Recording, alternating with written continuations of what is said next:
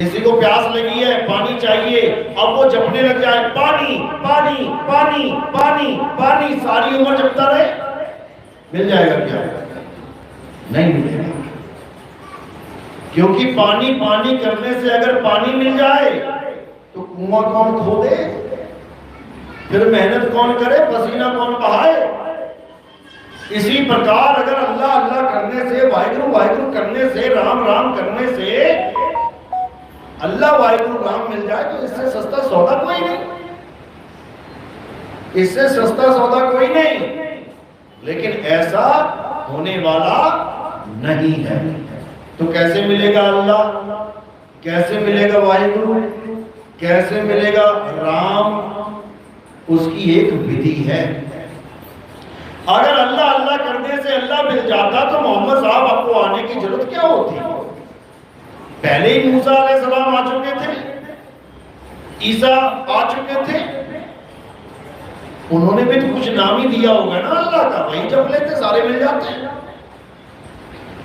फिर मोहम्मद साहब को आने की क्या जरूरत है, फिर नानक साहब को आने की क्या जरूरत है? क्या नानक साहब से पहले अल्लाह अल्लाह राम राम का नाम नहीं चल रहा था? क्या चल रहा था?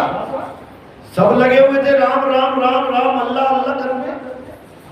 नानक साहब ने तो ये बोला, राम राम करता जग फिरे, राम न पाया जाए उल्टी गंगा बहाई उन्होंने कि तुम राम राम करते जा रहे हो, अरे ऐसे राम थोड़ी नहीं मिलता, ऐसे अल्लाह नहीं मिलता। कैसे मिलता है? जैसे मूसा अलैहिस्सलाम को मिला। कैसे मिला? एक पहाड़ है, उस पहाड़ पे चढ़ना पड़ता है। जब तुम उस पहाड़ पे चढ़ोगे तब तुम्हारी अल्लाह से बात होगी।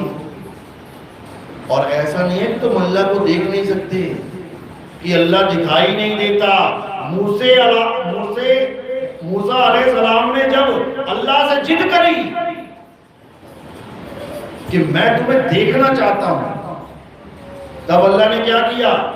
पहले तो मना किया, नहीं देख पाएगा। अब वो कह रहे नहीं देख पाएगा, इसका मतलब वो दिखता है लेकिन तू नहीं देख पाएगा। अगर वो नहीं दिखता होता तो ये कभी ना कहते कि तू देख नहीं पाएगा, फिर ये कहते मैं किसी को दिखता ही नहीं हूं। याद रखना इस बात को। अल्लाह के शब्द में गुप्त भेद छुपा है, भेद छुपा है। और इस भेद को समझाकर बताने वाले को कामिल मुर्शिद कहते हैं। एक होता है मुर्शिद, मुर्शिद कौन होता है? जिसको हम हिंदी में गुरु कह देते हैं, दुनिया भर के गुरु हैं। और एक होता है कामिल मुर्शिद। क्या फर्क है मुर्शिद और कामिल मुर्शिद में? मुर्शिद केवल तुम्हें अल्लाह की याद करवाता है कि भैया अल्लाह नाम की कोई चीज है, उसको याद कर ले, नहीं तो तेरी हालत खराब हो जाएगी। अल्लाह अल्लाह करवाता है। और जो कामिल मुर्शिद होता है वो तुम्हें अल्लाह से रूबरू करवाता है, वो अल्लाह से तुम्हारी बात करवाता है, वो राम से तुम्हारी बात करवाता है, वो वाहिगुरु से तुम्हारी मुलाकात करवाता है। ये फर्क है मुर्शिद और कामिल मुर्शिद में। तो बिल्कुल उसी तरह एक पहाड़ तुम्हारे पास भी है। मूसा अलैहिस्सलाम जब उस पहाड़ पर गए और बोले कि मैं तुम्हें देखना चाहता हूं मेरे मौला, बड़े प्रेमी जीव थे, अल्लाह ने बात नहीं टाली। बोले मैं दिखा तो दूं लेकिन तू देख नहीं पाएगा। फिर जिद कर बैठा, नहीं मैं देख लूंगा। जैसे ही एक नूर कहते हैं, एक नूर हम कह लेंगे एक रोए का प्रकाश, जैसे ही वो प्रकाश सामने आया मूसा अलैहिस्सलाम बेहोश होकर गिर गए। और वो नूर जिस पहाड़ पे पड़ा वो पूरा पहाड़ काला हो गया। सुरमा लगाते हैं मुसलमान भाई, देखा ना आपने, सुरमा लगाते हैं। क्यों लगाते हैं? आधों को तो ये पता भी नहीं होगा सुरमा क्यों लगाते हैं। ये उस दिन को याद करके लगाते हैं जिस दिन वो पहाड़ काला हो गया, यानी उनके नबी की अल्लाह से बात हुई, अल्लाह का दीदार हुआ, और वो दीदार पूरा नहीं है, वो तो छोटी सी झलक थी। अगर पूरा पर्दा उड़ जाता तो कोई ये कह ही ना पाता कि अल्लाह का दीदार कोई नहीं कर सकता। आज तक यही कहते आ रहे हैं, अल्लाह को कोई नहीं देख सकता। क्यों? क्योंकि मूसा अलैहिस्सलाम की बात को, उस वाकया को समझ नहीं पाए। अब कोई वाहिगुरु वाला है, अब उसको कैसे समझाएं? कबीर साहब की वाणी गुरु ग्रंथ साहब में क्या कहती है? केवल वाहिगुरु वाहिगुरु नहीं जपना है। वाहिगुरु क्या है? 4 अक्षर है, वाहेगुरु। तुम्हें इतना सस्ता भगवान लग रहा है कि तुम 4 अक्षर जपोगे और वो तुम्हारे पास आ जाएगा? ऐसा नहीं होगा। सबसे पहले ये समझ लो, ये 4 अक्षर आए कहां से? ये वाहेगुरु आया कहां से? ये अल्लाह आया कहां से? ये रामा आया कहां से? ये अक्षर आया कहां से? जब आदि मानव था, एक समय ऐसा था जब आदि मानव था, उसके पास ना कोई कपड़े थे, ना कोई खेत, ना कोई नौकरी, ना कोई मकान, ना कोई दुकान, नंगा घूमता था। कोई भाषा भी नहीं थी। इस गलतफहमी में मत रहना कि वो बोलता था। अगर आदि मानव यानी पहला मनुष्य बोलता होता तो उसके बाद जितने भी मनुष्य आए हैं ये सब एक ही भाषा बोल रहे होते। समझ लो इस बात को। हिंदू कहते हैं ब्रह्मा जी ने सृष्टि पैदा करी। ब्रह्मा जी कौन सी भाषा में बात करते थे? संस्कृत में। तो सारे संस्कृत बोलने चाहिए थे, क्योंकि ब्रह्मा जी की पैदाइश है। जिसको भी पैदा किया वही बोल के सिखाएंगे, और कोई है ही नहीं सिखाने वाला। कोई कहे कि हम सब आदम की औलादे हैं, तो आदम कौन सी भाषा बोलते थे? अरबी। तो फिर सारे अरबी बोलने चाहिए थे। लेकिन ऐसा नहीं हो रहा है। हर देश की भाषा अलग, यहां तक कि हर प्रदेश की भाषा अलग। भारत एक है, लेकिन तुम पूरे भारत में ट्रैवल करके देखना, तुम्हें इतनी भाषाएं दिखेंगी, तुम कहोगे बाप रे बाप, एक ही देश में इतनी सारी भाषाएं, सीख के पागल हो जाओगे। तो उस आदि मानव के पास एक भी भाषा नहीं थी, जानवरों की तरह बिहेव करता था। यहां तक कि उसके पास कपड़े नहीं है, उसके पास हथियार नहीं है। 7वीं 8वीं कक्षा में पढ़ाए ना आदि मानव के बारे में, उसके हथियार तक दिखाए गए। जो पुरातत्व विभाग के जो लोग होते हैं, जो ढूंढते रहते हैं पुरानी से पुरानी चीजें, 4-5 तत्वों में रहता था वो। 5 तत्वों में रहता था आदि मानव, लेकिन 4 ही तत्वों को जानता था।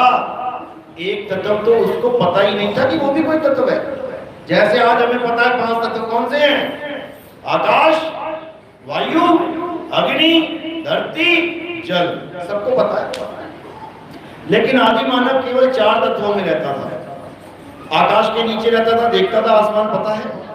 वायु सूंघता था, सांस लेता था, पता है। धरती पे खड़ा रहता था, पता है। पानी को पीता था, पता है। एक तत्व मिस है, कौन सा? अग्नि तत्व। ये कहां से आया? ये कैसे आया? जब वो शिकार करता था पत्थर से, दिन में नहीं पता लगा उसे, लेकिन जब वो रात में शिकार करता था तो एक पत्थर से जब दूसरा पत्थर टकराया, जानवर को ना लग के पत्थर में पत्थर टकरा गया, तो वहां चिंगारी निकली। अब आदि मानव को समझ में आ गया कि भाई ये कोई नई चीज है। अब लगा पत्थर से पत्थर रगड़ने, क्या निकला वहां से? आग। इस दुनिया की पहली खोज क्या है जो इंसानों के द्वारा की गई? आग। अब जिसको उसने खोज लिया उसका नाम भी नहीं पता, उसे मैं क्या रखूं कि इसको मैं बोलूं क्या? लेकिन बिना नाम के उसने पूरा यूज लिया कि नहीं लिया? आग से उसने क्या किया? जानवरों से बचने के लिए आग का यूज किया। अपने कच्चे मांस को पकाने के लिए आग का यूज किया। नाम नहीं पता उसे कि मैं क्या रखूं, लेकिन तत्व को यूज करता है। जैसे कुत्ते को नहीं पता कि जब मुझे प्यास लगती है मैं जाके क्या पीता हूं। तुम्हें पता है कुत्ता पानी पी रहा है, कुत्ते को नहीं पता इसका नाम इंसानों ने क्या रख दिया है। इस हवा का नाम क्या रख दिया है? मैं तो उड़ना जानता हूं, पक्षी उड़ता है हवा में, उसको नहीं पता इंसानों ने इसका नाम हवा रख दिया है। किसी ने एयर रख दिया, किसी ने पवन रख दिया, किसी ने वायु रख दिया। इसी प्रकार आदि मानव भी नहीं जानता था कि उसने क्या चीज खोज ली है। ये नाम कब रखे गए? जब उसने अपने मुंह से निकलने वाली हर आवाज को ध्यान से सुनना शुरू किया कि एक ही मुंह में से कितनी सारी आवाजें निकलती हैं, आ, ई, ऊ, ए, ओ। अब उसने क्या किया? इन आवाजों को एक रूप देना शुरू कर दिया। जब गले से निकला आ, तो उसने आ को लिख दिया। ये हिंदुस्तान वालों की बात कर रहा हूं मैं। अंग्रेजों ने आ नहीं लिखा, वहां के आदि मानवों ने कहां से शुरुआत करी? ए। उन्होंने ए लिखा, जो हमारा मिलता नहीं है आपस में। उनका ए और हमारा आ मिलता है क्या? अरबी में क्या शुरू किया? अलिफ। सिखों ने क्या शुरू किया? ऊड़ा। उनकी शुरुआत ऊ से होती है, वो आ से नहीं करते। ऊड़ा, एड़ा, ईड़ी। तो ये सब इंसानों की उपज है। जिस देश में जहां जहां पर लोग बैठे हुए थे, उन्होंने अपनी अपनी भाषा का विस्तार करना शुरू कर दिया। अब हिंदुस्तान में जो आदि मानवों ने भाषा का विस्तार किया, कितने अक्षर पैदा किए? 52 अक्षर, 52। जो अंग्रेज थे, अंग्रेज इंग्लैंड के आदि मानव, उन्होंने कितने किए? 26, आधे करें, उसी में खुश है वो। हमने 52 किए। अब ये 52 जब आ गए, का, खा, दा, दा, चा, छा, ता, रा, रा, ला, वा, शा, सारे बन गए। अब इस दुनिया की हर चीज का नाम रखना शुरू किया। आदि मानव को जो भी दिखा कि सामने ये पेड़ है, अभी नहीं पता पेड़, ये वस्तु घड़ी है, इसका नाम पेड़ रख देते हैं। और उसने पढ़ाना शुरू कर दिया अपने बच्चों को, अपने कम्युनिटी वालों को। वहां गुरु का जन्म हुआ, यानी गुरु ज्ञान का जन्म हुआ। अब वो पढ़ा रहा है, ये पेड़ है, कभी भी मेरे मुंह से आवाज निकले पेड़ा, तो समझ जाना मैं इसकी बात कर रहा हूं। मेरे मुंह से आवाज निकले पानी, तो समझ जाना मैं इस तत्व की बात कर रहा हूं। मेरे मुंह से आवाज निकले हवा, तो मैं इस तत्व की बात कर रहा हूं जो हम सांस ले रहे हैं। इस प्रकार जो भी दिखाई दिया उसे, उसने सबके नाम रख के अपने बच्चों को, अपने साथ के लोगों को पढ़ा दिया। अब उस भाषा को केवल उतने ही लोग जानते हैं जो उसके साथ है। दूसरे देश में दूसरी भाषा चल रही है, तीसरे देश में तीसरी भाषा चल रही है, चौथे देश में चौथी। 203 देशों में हजारों भाषाएं हैं। अगर तुम्हें लगे ये झूठ है, एक बार अफ्रीका में जाके देखना, तुम्हें आज भी आदि मानव दिखाई दे जाएगा।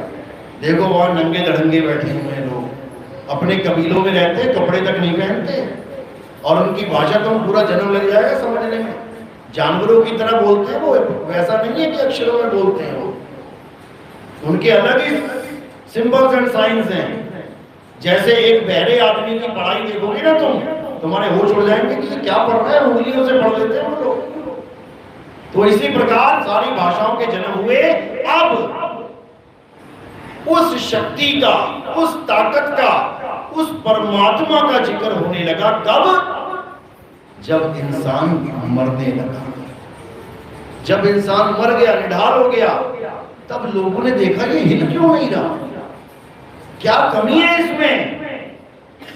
तब उन्होंने विचार किया कि एक ऐसी ताकत है जिसकी वजह से मैं तो जिंदा हूं, और जिसके ना होने से ये बॉडी में ये मर गया। जैसे एक पंखा चल रहा है और एक रुका हुआ है, क्या मतलब है इसका? कि एक में तो करंट आ रहा है, एक में करंट नहीं आ रहा। अब उस ताकत का नाम रखना शुरू किया। किसी ने उसका नाम रख लिया राम। ये मत समझना कि त्रेता वाले नाम से पहले राम नाम नहीं होता था, इस गलत फहमी में मत रह लेना। राम नाम सतयुग से चलता आ रहा है।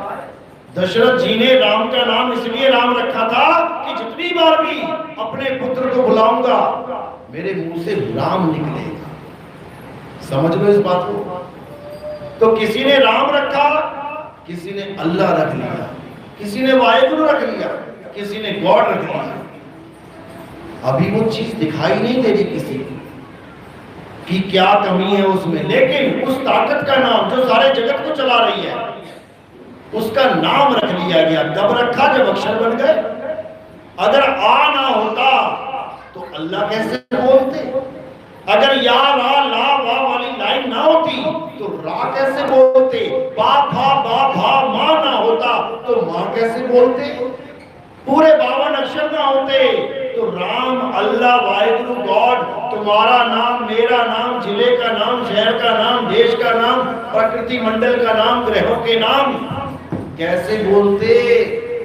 कौन किसका नाम रखता? ये सारे नाम बने ही अक्षरों की खोज के बाद हैं। यहां तक तो मामला समझ में आता है कि ठीक है, एक परमात्मा है, एक आत्मा है, उसके अनंतों नाम रख लिए, यहां तक तो सब ठीक है। अब क्या हो रहा है? अब उस नाम के पीछे झगड़ा हो रहा है। मेरा राम बड़ा, वो कहता नहीं नहीं मेरा अल्लाह बड़ा, अरे मेरा वाहिगुरु बड़ा, मेरा गॉड बड़ा। अब चारों को बैठा के एक कुर्सी में, एक छत के नीचे पूछो, तूने क्या राम को देखा? नहीं देखा। तो तूने अल्लाह को देखा? देखा तो नहीं। तूने वाहिगुरु से मिला क्या? नहीं मिला तो नहीं। तूने गॉड को देखा? नहीं मैंने गॉड को नहीं देखा। तो झगड़ा क्यों कर रहा है भाई? तो झगड़ा क्यों कर रहा है? तुम्हारी कुरान में लिखा है अल्लाह ने सूरज बनाया, हमारे ग्रंथों में लिखा है भगवान ने सूरज बनाया, बाइबल में लिखा है भगवान ने सूरज बनाया, गुरु ग्रंथ साहब में लिखा है वाहिगुरु ने सूरज बनाया। क्या 4 सूरज हैं? क्या तुम्हें 4 सूरज दिखाई दे रहे हैं? तो मूर्खों, समझ लो कि एक ही है बनाने वाला। अगर अलग अलग होते तो कितने होते? 4। जब 4 नहीं है, सूरज को बनाने वाले 4 कैसे हो जाएंगे? जब मकान एक है तो रहने वाला एक ही होगा। 4 होते तो 4 मकान होते। इतनी सी बात नहीं समझ में आ रही इंसान को, और बना हुआ साइंटिस्ट, बना हुआ इंजीनियर, बना हुआ पीएचडी डॉक्टरेट करके बैठा हुआ है। अभी धर्म के नाम पे कोई डंडे पकड़ा दे तो अभी शूरवीर बन जाएगा, लेकिन ये बुद्धि नहीं लगाएगा। कबीर साहब कहते हैं वो राम, वो अल्लाह, वो वाहिगुरु, वो गॉड सब घट में समाया हुआ है। घट घट मेरा साइया, सुनी सेज न कोई, और बलिहारी व घट की जिस घट प्रगट होए। हमें ये नहीं सोचना है कि मेरा राम बड़ा, कि मेरा अल्लाह बड़ा, कि मेरा वाहिगुरु। हमें ये साबित नहीं करना है, ना ही मेरे साबित करने से कुछ साबित होने वाला है। हमें ये देखना है कि मुझे राम मिला कि नहीं मिला। मेरे अंत से पहले मुझे अल्लाह मिला कि नहीं मिला। मेरे मरने से पहले मुझे वाहिगुरु मिला कि नहीं मिला। मेरा अंतिम संस्कार होने से पहले तब बात बनेगी। पानी बड़ा है, वाटर बड़ा है, जल बड़ा है, नीर बड़ा है, तोय बड़ा है, मैंने पानी पिया कि नहीं पिया, बात तब बनेगी। बात तब बनेगी। तो कबीर साहब कह रहे हैं वो तेरा राम तेरे पास है, उसका नाम राम इसीलिए रखा गया, उसका नाम खुदा इसीलिए रखा गया ताकि तुम समझ सको। राम का मतलब होता है जो रम जाता है, जो सब में रम रहा है वही राम है। खुदा का नाम खुदा क्यों है? जो खुद में समाया हुआ है वही खुदा है। अब इस काया को खुदा मत मान लेना कि काया खुदा है। काया तो एक जरिया है खुदा से मिलने का। क्या इंसान जन्म के अलावा कोई पूजा पाठ कर सकता है? क्या कोई हाथी मंत्र पढ़ सकता है? क्या कोई बंदर मंदिर जाके आरतियां गा सकता है? तुम ट्रेन करोगे तब जाएगा, तब धूप घुमाएगा, तब घंटी बजाएगा। ट्रेन करना पड़ेगा, वरना मंदिर में एक जगह घंटी पड़ी हो और एक जगह लड्डू पड़े हो, क्या लेगा उठाएगा? वो लड्डू उठाएगा, उसको पता है घंटी वंटी मेरे बस की बात नहीं है, मुझे तो लड्डू खाना है। समझ लो इसको। इंसानी जन्म इतना इंपॉर्टेंट है तुम सोच भी नहीं सकते। अल्लाह की इबादत करने का ये आखिरी मौका है। अगर ये आखिरी मौका तुमने गवा दिया तो तुम्हारी हालत खराब हो जाएगी। क्या कोई शेर जाके नमाज पढ़ सकता है? नहीं पढ़ सकता। क्या कोई जानवर जाके कलमा पढ़ सकता है? नहीं पढ़ सकता। इतना तो उन लोगों को मौका अल्लाह ने दिया ही नहीं। अल्लाह ने मौका दिया इंसान को इसीलिए जब उन्होंने बाबा आदम को बनाया, मिट्टी से बनाया। क्या था? एक मिट्टी का पुतला। कितना छोटी सी बात है, पर छोटी सी बात नहीं है। जब आदम अलैहिस्सलाम को बनाया तो सब फरिश्ते, सोचो, अल्लाह खुद कहता है कि अल्लाह के अलावा कोई सजदे के काबिल नहीं है, लेकिन फिर भी सबको कह रहा है सजदा कर। कुछ तो बात होगी इसमें, कुछ तो बात होगी। यही वो मौका है। आदम और कोई नहीं, इस आदमी का नाम है, इस आदमी का नाम आदम है। ये आदमी उसने ऐसा बना दिया है कि केवल यही अल्लाह को जीते जी पा सकता है और कोई नहीं पा सकता, भूल जाओ। इसलिए ये सबसे इंपॉर्टेंट जन्म है। बाकी जन्म भी मिलेंगे तुम्हें, कुत्ता बिल्ली हाथी घोड़ा, पेट पालने के लिए, जीवन जीने के लिए, बच्चे पैदा करने के लिए, इबादत के लिए नहीं। इबादत के लिए कौन सा जन्म है? केवल और केवल इंसान जन्म। कबीर साहब कहते हैं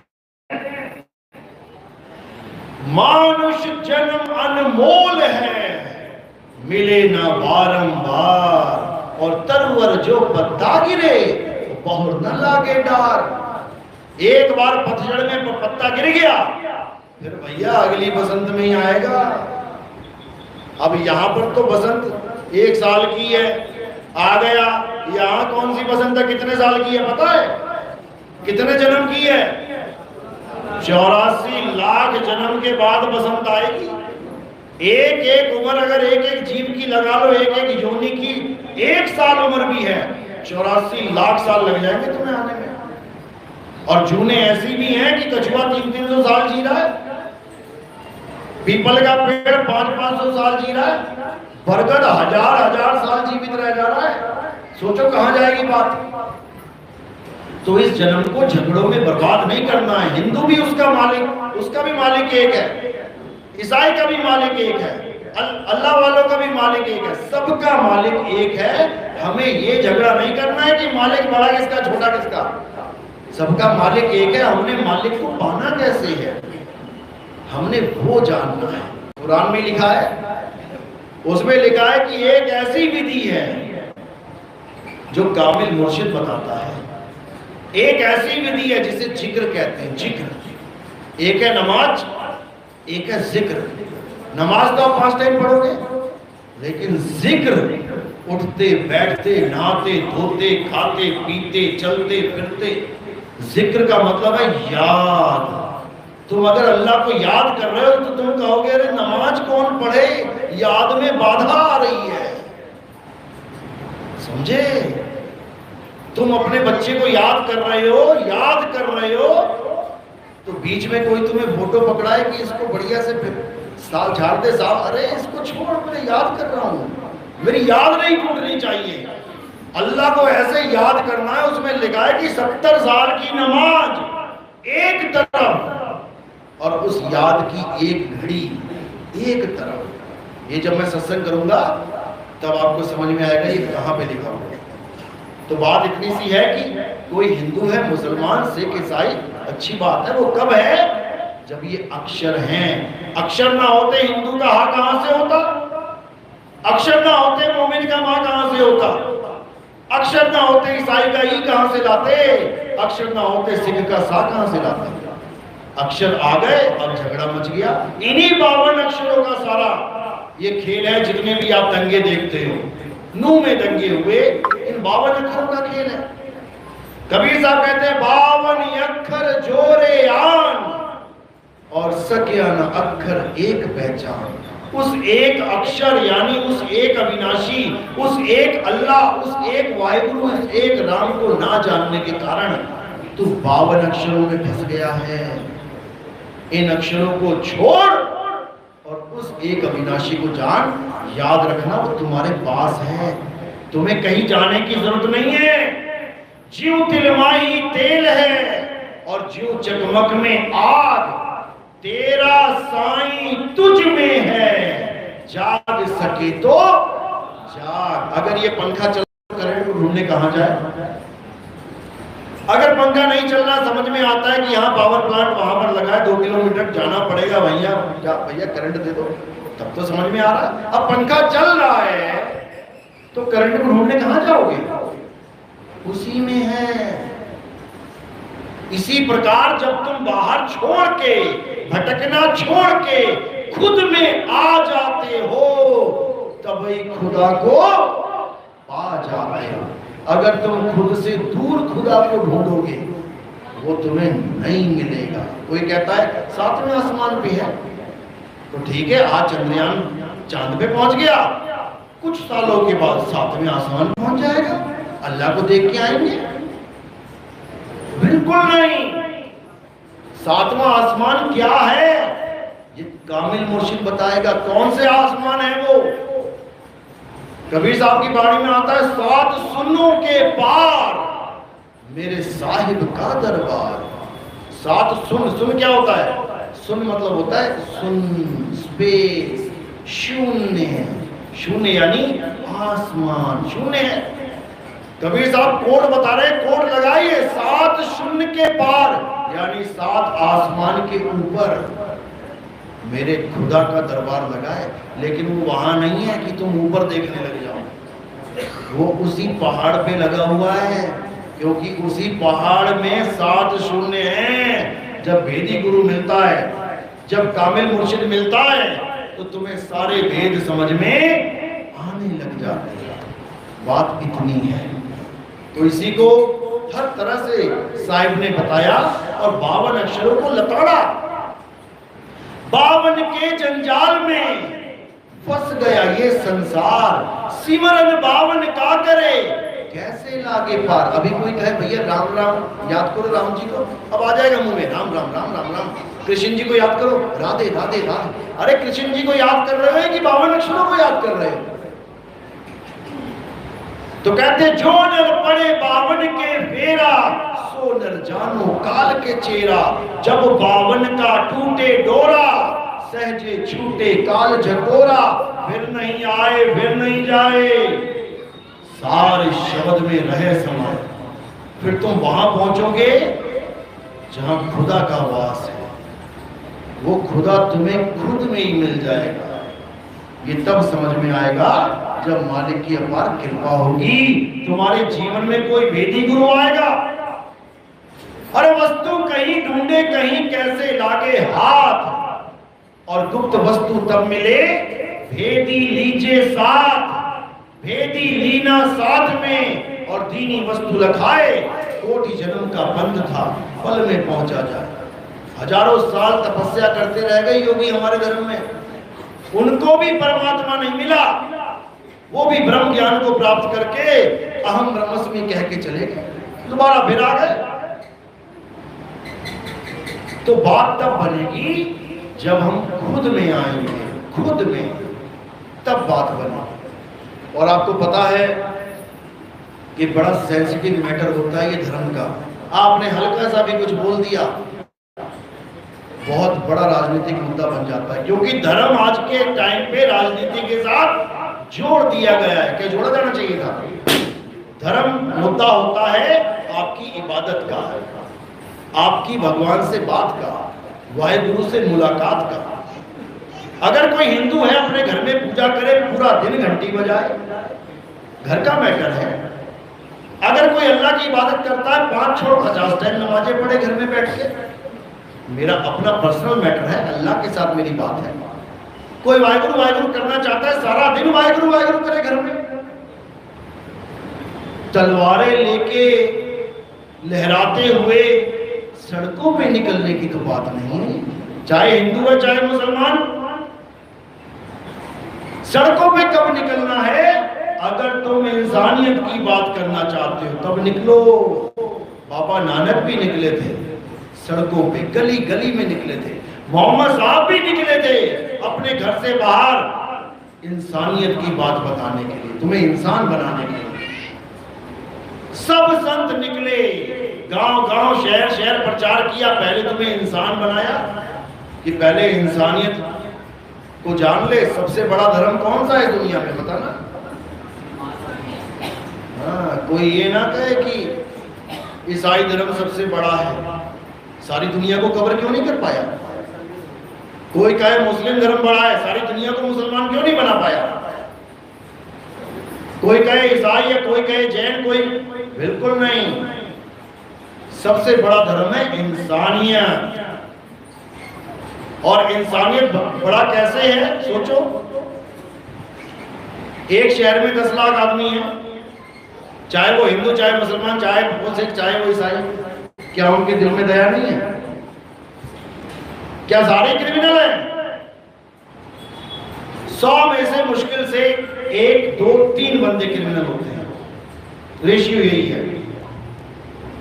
लेकिन बाकी सब के अंदर दया है, भाव है। तुम साइकिल पे जा रहे हो, मोटरसाइकिल पे जा रहे हो, कोई लेडीज गिरी पड़ी है, कोई आदमी गिरा पड़ा है बेहोश होके, तो पहले तुम कपड़े देखोगे या उसको उठाओगे? तुम पहले ये देखोगे इसके टोपी तो नहीं पहनी हुई है, या ये देखोगे कि भगवा चोला तो नहीं पहना है, या ये देखोगे पगड़ी तो नहीं पहनी है, कि मैं तो हिंदू हूं, मैं तो हिंदू को ही उठाऊंगा, मैं मुसलमान हूं, केवल मुसलमान को उठाऊंगा। अगर तुम ऐसे हो तो तुम इंसान कहलाने लायक नहीं हो। अब बताओ कौन सा बड़ा धर्म है? कौन सा बड़ा धर्म है? इंसानियत सबसे बड़ा धर्म है। और इसी इंसानियत को समझाने के लिए 13 साल से मैं प्रयास कर रहा हूं, और मालिक की दया होती है, क्योंकि समय आता है हर चीज का। मैंने आज फसल लगाई, आज मैंने बीज बो दिए, तो आज ही फसल आ जाएगी क्या? नहीं आ जाएगी। ये परमपिता परमात्मा का 13वां पंथ है, आप लोग अच्छी तरह समझते हो। और ये 13 का मतलब मालिक का पंथ है, अल्लाह का पंथ है, वाहिगुरु का पंथ है, गॉड का पंथ है। तुम जितने नाम रख सकते हो रख लो, ये उसी का पंथ है। ये नामों के चक्कर में नहीं पड़ जाना, इसी को समझो। चलो, आज का सत्संग यही समाप्त करते हैं। अब कुछ हमारे मेहमान आए हैं, क्योंकि मैंने आपको बताया था कि जो हम काम कर रहे हैं उसमें ये बहुत जरूरी है कि हम परमात्मा अल्लाह वाहिगुरु की भी बात करें, साथ में एक हम अच्छा समाज भी बना के रखें, जहां पर कोई बुराई ना हो, कोई करप्शन ना हो। आज अपनी ही पेंशन निकालने के लिए तुम्हें घूस देनी पड़ रही है, या तुम्हें और भी जगह कुछ, जहां देखो वहां करप्शन। क्योंकि जो हमें मिलता है हम वही प्राप्त करते हैं। जो संदेश हमें मिलता है, तुम जा रहे हो कहीं भी जा रहे हो और तुम्हें वहां घूस देनी पड़ रही है, तो तुम क्या सोचोगे? अरे यार, ये काम ही ऐसे होता है, मैं एवं शरीफ बन के बैठा हूं। जब मैं दे रहा हूं तो कहां से दूंगा? मैं किसी और से लेता हूं। चैन तो तभी चलेगी ना, चैन तभी चले। आज डॉक्टर इतनी बड़ी बड़ी फीसें लेते हैं, पेशेंट मर भी जाता है, आईसीयू में 10 दिन रख देते हैं। क्यों? क्या कारण है पता है? 1 करोड़ रुपए देके एमबीबीएस कर रहे हैं, लोन लेके बैंक वाले दरवाजे पे खड़े हैं, भैया पैसा कहां से देगा? तुम्ही से लेके देगा। अगर वही शिक्षा उसको बिना करप्शन के मिल जाए तो वो तुम्हें भगवान बन के दिखा दे, क्योंकि भगवान का दूसरा नाम डॉक्टर है। लेकिन आज ऐसा समय है कि भगवान से कम डरते हैं लोग, डॉक्टर से ज्यादा डरते हैं। पता लगा दिखाने गया था फेफड़े और निकाल ली किडनी, हालत खराब हो जाएगी। तो इसीलिए मैंने एंटी करप्शन को ज्वाइन किया है, और नेशनल एडवाइजर का मुझे पद मिला है। और जब तक मेरी सांस में सांस है, मैं इसको पूरी ईमानदारी के साथ करूंगा, और आप लोगों को भी यही शिक्षा दूंगा कि आप भी एक अच्छे समाज को बनाएं। बच्चे को पहली शिक्षा घर में ही मिलती है, याद रखना। You are the first teacher of your children. अगर तुमने गड़बड़ कर दी तो समझ लो कि काम खराब है। इसलिए पहले किसको सुधारना है? खुद को सुधारना है। जब तुम खुद को सुधारोगे तो तुम्हारा बच्चा देखेगा मेरे पिता बहुत बहुत बहुत नीति वाले इंसान हैं, इनके सिर को मैंने कभी झुकने नहीं देना है। तो वो क्या करेगा? उल्टे काम करेगा। और जब पिता कोई देख रहा है घूस दे दे के काम चला रहा है, वो कहेगा भैया ऐसे ही चलता है काम, ये शेर तो मैं सवा शेर बन के दिखाऊंगा। तो ये काम नहीं करना है। और हमने एक अच्छे समाज को, इन हिंदू मुसलमान सिख ईसाई के धर्मों के झगड़ों को खत्म करके उस अल्लाह के इस प्यारे से वतन को, उस भगवान के इस चमन को इतनी खुशबूदार बना देना है कि लोग सोचे कि क्या बात है, ये वही दुनिया है जहां हम रहते थे पहले। और ये तब होगा जब हम सब एक झंडे के नीचे आ जाएंगे। और वो एक झंडा सतनाम का झंडा है, वो अल्लाह का झंडा है, वो वाहिगुरु का झंडा है, वो परम पिता परमात्मा का झंडा है। तो आज का सत्संग यही समाप्त करते हैं और जो आगे प्रोग्राम है वो मैनेजमेंट वाले आपको समझा देंगे। बोलिए परम पिता परमात्मा की, सतबंदी छोड़ कबीर साहिब की, सभी संतों की, सभी भक्तों की, आज के आनंद की, सकल हंस को बंदगी साहिब।